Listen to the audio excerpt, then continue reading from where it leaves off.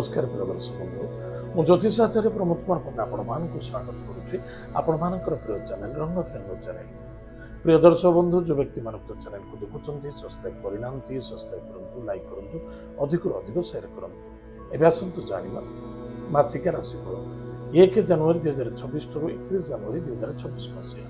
सन 2026 मसीहार जनवरी मसटी जो व्यक्ति जन्म जातक राशि हूँ मीन राशि अन्यथा जो व्यक्ति जन्म जातक लग्न हूँ मीन लग्न। जदि आप जातक ना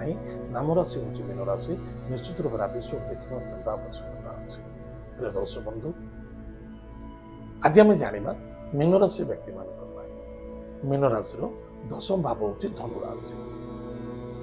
मीन राशि ग्रहराज्य स्वयं बृहस्पति मिथुन राशि चतुर्थ भाव बसुँच बृहस्पति दृष्टि जबरदस्त अच्छे। ताहले प्रिय दर्शक बंधु सप्तम भाव जे कि आप दशम भाव जदि यही मासरे किसी आप सुधुरी पारे ना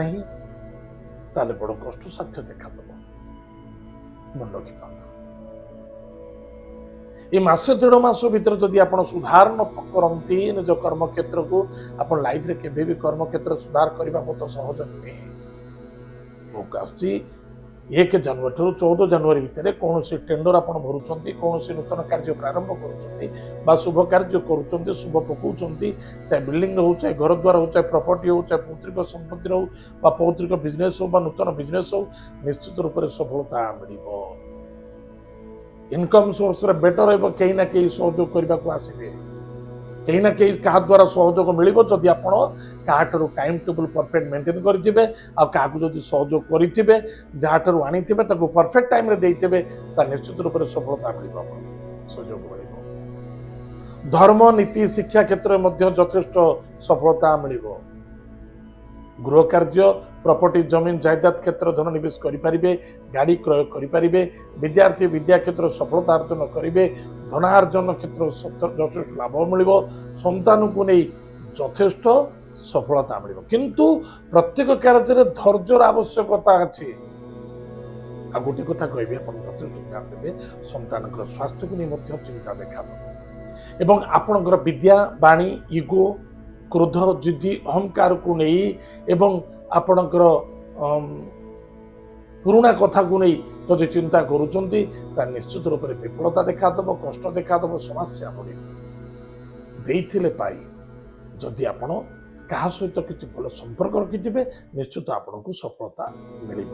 करुवा कार्य आप जेकोसी कार्य कर सपोज आप कार्य कर बेपार वाणिज्य कर कंट्राक्ट कर कार्य अच्छा सफलता मिल कि धैर्य धरी एवं समय को संपूर्ण रूप से व्यवहार करते यूज कर गुरुजन व्यक्ति को सम्मान आदर भक्ति कर पिता स्वास्थ्य प्रति ध्यान देवे एवं धर्म विरुद्ध होगा उचित नुहे धार्मिक हूँ धर्म विरुद्ध हुंतुनि या द्वारा दुख समस्या देखा देवार संभावना देखा ताले प्रतिकार कौन करवा प्रत्येक दिन प्रातः समय स्नान कार्य सारी माता पिता को प्रणाम करवा क्रोध को त्याग करवा वाणी को नियंत्रण रखा स्वास्थ्य प्रति फोकस रखा महिला मान को सम्मान दबा एवं ब्रह्म मुहूर्त स्नान करवा या द्वारा आपंकर मंगल हम सफलता देखा। प्रिय दर्शक बंधु एत मीन राशि व्यक्ति मानक मासिक राशिफल आज समय जाइए कार्यक्रम को आम ये रखुचु पुणी देखा जय जगन्नाथ नमस्कार।